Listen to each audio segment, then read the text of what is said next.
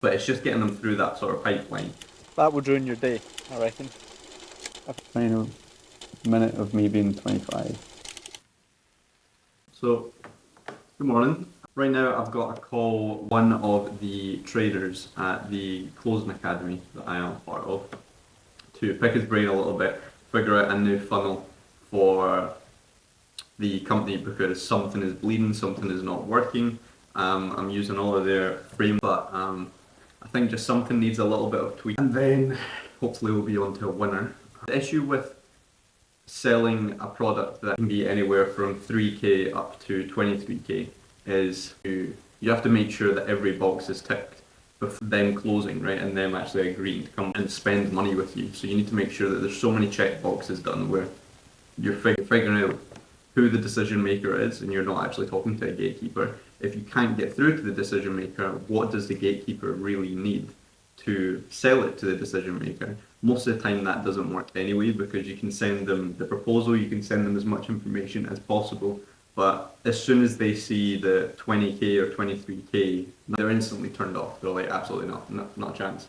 Rather than understanding the value, understanding why it's that price and what it's actually going to do for their business. Hello, I'm good. How are you? Well, mate, good to speak to you. Hope you're good. Hope you're well. So I've been struggling quite a bit at the moment to get people past the sort of warm prospect and cold prompt prospects, and I'm just trying to figure out, but it's just getting them through that sort of pipeline. Between that call booked in and them having that call, we send them a VSL, so it's like a 2.5 minute little screen record, like Loom video, where we play some of our previous commercials and kind of show, like, answer a few of the common objections of people thinking that we're a videography company when we're not. We're like a high professional, like TV production company, pretty much. Right, then they're booked call in for 45 minutes. You have the call really quick. Yeah. Because there's only 2-3 steps that are in the process from going from cold all the way to buying. The pain, the urgency, the need. Right, okay. No problem. Right, cheers, Jack. I appreciate the help. Appreciate it. Thank you so much, mate. Yeah, mate. Have a good one. Have a good one.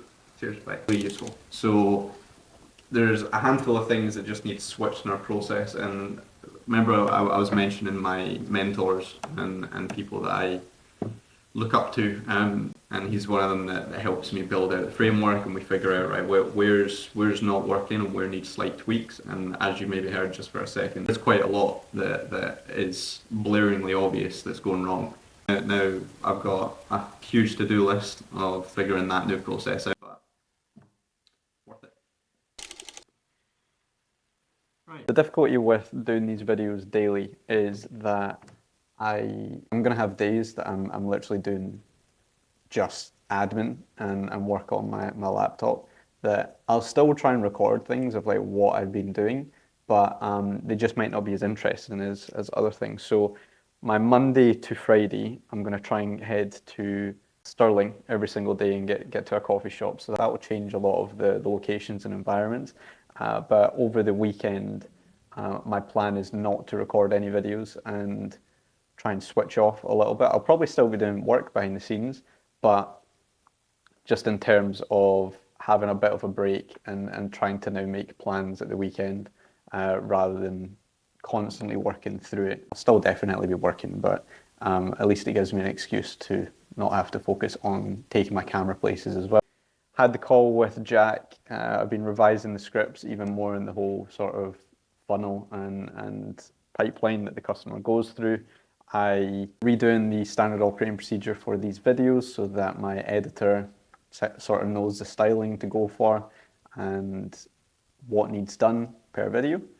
And I had a meeting with the color grader for one of our new commercials. It's probably up there with one of the best ones that we've ever done.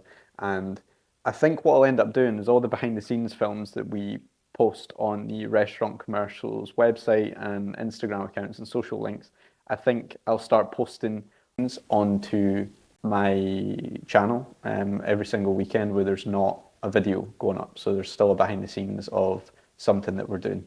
Yeah. I've not got out today because the weather has been pissing it down. So that's a bit of a bummer. I also need to try and order a waterproof coat because days like that should not be stopping me from not going outside. Yeah. Oh yeah. You want to say hi to the camera? Hello, puppy. Yeah, beautiful. She's getting old. How old are you now? Is it 13? This is Kayla. Oh, my brother's dog. She is a stunner. You're pretty, aren't you? You're very pretty. Your breath stinks so. Right. So it's 2 minutes until the 3rd of August, 2024. Every birthday since I can remember, I've recorded the time ticking over to my birthday. So now is no different. I'm currently in Scotland living with my mum. I am bittersweet. 1 minute to go. Yeah, last year was, I didn't realise how much or how perfect my life was last year until I don't have it anymore. But hey ho. So let's record the time ticking over. I'm gonna be 26. Final minute of me being 25. Still 25. There we go. Happy birthday to me. This is a hard one. This birthday I'm finding it quite difficult because I didn't think I'd be spending it alone. I knew what I wanted to do for my birthday this year, and it was literally just go for a picnic with someone. It's even more difficult because I just keep remembering last year, so literally 365 days ago, what that birthday looked like. And I didn't realise how happy I was back then until I don't have it right now. It's wild how your birthdays can totally change as you get older. From being an exciting thing to now just another day that goes by. Ah man. I'm looking forward to being happy again. Hope it comes soon. Because this life currently is not fun to be living. Happy birthday, Connor. Right. It's Monday. Back onto my routine. Had quite a good weekend there with my family for my birthday. Ripe age of 26 now, so that's great. Back in Stirling now, just heading to a coffee shop. I think I might try a different coffee shop today. And then I just need to sit and start planning my calendar for this week because I've not done that yet. And yeah, get my to-do list sorted. I work from my laptop in here. Coffee beans. Coffee beans. Right, amazing. Can I get a cappuccino? Regular. Yeah, I'll come back up and pay. Thank you. That's it, thank you. Perfect. Just pay with card. Can I get a couple sugars as well? That's what there is. Yeah. It's too early, isn't it? It's really yellow in here, isn't it? Why is it so yellow? I don't like it being so yellow. There we go. I was wondering, see when we were editing these videos, why everything was such a high Kelvin and yellow all the time. Because I had the Kelvin set. I had manual white balance set on the camera. Come to a different coffee shop today. Try something else now, a little bit brighter. The problem with the other coffee shop is it's quite dark. So today it's just overcast. So it's like pitch black in there. At least in here, it's still pretty bright. Let's get to work. Oh, amazing. Lifesaver. Beautiful. Thank you so much. What's your name? Ashley. Lovely to meet you, Ashley. What's your name? Connor. Connor. I'll remember that. Give my perfect. Need to remember that. I'm just gonna probably spend the next hour or half an hour just making my to-do list of all the things that I need to make priorities. I make a priority list, then just put them 1, 2, whatever, as an order of things that I need to do them. And then, yeah, if there's anything exciting, I'll hit record on the camera. Right, I'm gonna love you and leave you, and get better soon. I'll probably chat to you tomorrow or something. Good man. Right, have a good day, alright? Video, bye. Cheers, bye. Right. So, still in the coffee shop. I thought I would talk about business a little bit because I know that I've got a few more people on here that have just started following me and are entrepreneurs themselves, and they want to start building a business, or they're currently building a business, whether it's a content agency, marketing, drop shipping, whatever the case may be. And one thing that I learned pretty quick with business is you have to become the best at one thing and one thing alone. See if that works. You have to become the best at one thing and one thing alone, and that's your sole product that you know inside and out, right? When I started out, I used to have a graphics company, and then that merged into a production studio. And the production studio done everything, right? We've done websites, photography, graphics design, videography, drone photography and videography. It done everything, and it's still part of the company right now. That's underneath the umbrella of other companies. So Grant Studios is my top company, and then I've got the other ones underneath now. And the one thing that I learned, a book that I'd recommend, it's called Built to Sell. Probably one of the best books that I've read. And the whole idea of it is a guy having the exact same situation that I was in and having loads of different products that he used to sell, and then having a mentor, and they told him you need to get rid of all the other services and be the best at one thing alone. Thankfully for mine, I had a lot of experience with the hospitality industry, so I already had a portfolio for hospitality. It could be the same for gyms, it could be the same for hairdressers, barbers. Cars is quite a big one. And being the best at that alone. So say you are, I'm just going to use like a videographer as an example who specializes in gyms, right? You just need to be the best gym videographer there is, or PT videographer. Have plans set, right? So making one or two different plans for videographers for gyms or videographers for PTs, and create a plan out of it. 20 reels a month or 15 reels a month for 600 quid or a grand. And that's where your focus should be. That's probably one of the biggest mistakes I made starting out, was trying to be the best of all and all of the markets that I could, with obviously websites and everything and so on. Once you've got the basis of the company and what your product is, mine is restaurant commercials. We make commercials for restaurants. Once you've got that, then you can open up and expand the other products underneath that of how you could help businesses. But become the best at that one thing alone, and know it inside and out. Learn everything that you can about that one product, and then start to expand. Don't try for too much just because you think, oh well, if I have so many products, then someone will want it. No, like that. It doesn't work that way. And another thing I learned pretty early on is you could spend so much time trying to sell to 100 customers for, I don't know, like a subscription plan for £25 a month, or the amount of time that you could spend on those 100 customers, you could be spending that time trying to find one customer that will spend 5 or 10k a month on you, right? Or 5 or 10k a year, as an example. So then you don't have 100 customers that you need to deal with that's only paying £25 a month, and the amount of issues and complications and customer satisfaction that will come with 100 people. All you have to do is worry on that one client or one customer that's paying you £5 to 10 grand a year. I think it's a better business model. Obviously drop shipping and things like that's a bit easier to do, but in terms of marketing and content agency, big lesson I've learned. Remember me saying about how Scottish weather and the sun wasn't going to last that long, especially at then. This is the sort of shit that, what's it? Drove into that as I was walking by. I need to buy a raincoat. So that's me just heading back home now. Got the gym in, kind of tempted to go for a run. It's not cold, it's just rainy. What else?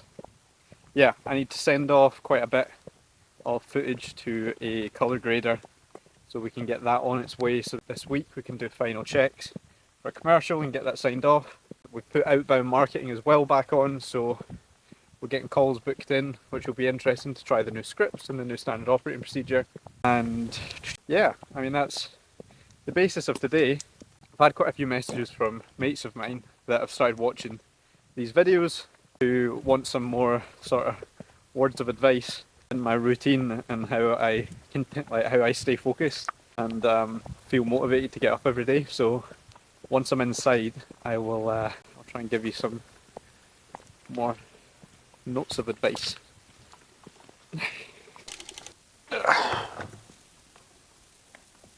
Right. Here we go. Okay. I'm going to give. So I just spent the rest of the night finishing up some standard operating procedures and so on. I'm going to probably try and get to bed a bit earlier tonight just because I'm getting up quite early tomorrow for some early meetings in Stirling. But to answer the question of a few of my mates that are just looking to get their routine a little bit better. Now, I know in the last video I mentioned about setting your alarms and so on and to worry about the gym first. And the gym definitely and working out, super important. But ways to start off the day a lot better. Super simple. Again, it's not rocket science that I'm going to mention here, but this is just something that I've done over the past while that has helped majorly. And again, it's going to sound like, it's not going to sound like rocket science, but it's going to sound like something that seems like common sense once you've heard it. Now, the way that I've done it is I tracked exactly what I'd done every single day once I woke up to the end of the day. And that counted from screen time on my phone, how much time that I was actually on my phone, what apps I was using during those times, when I was dealing with clients, when I wasn't dealing with clients, when I felt good and when I felt pretty exhausted. And I can get into the sort of eating regime and my eating regime later on that's helped me a lot. But the main one was having my phone at the side of the bed, right? And again, sounds like common sense once you hear it, but the first thing that I found myself doing was I'd have an alarm on my phone, I'd click stop the alarm, and then I'd go onto Instagram, I'd go on to YouTube, I'd go on to WhatsApp, anything, right? Emails. And that was it. That was me hooked on my phone for about half an hour after that.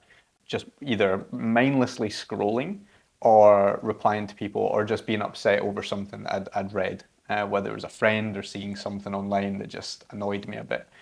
And that's how I was starting off my morning. So it was like, right, I'm already in a bad mood. I'm then going for a shower and then I need to try and crack on with work.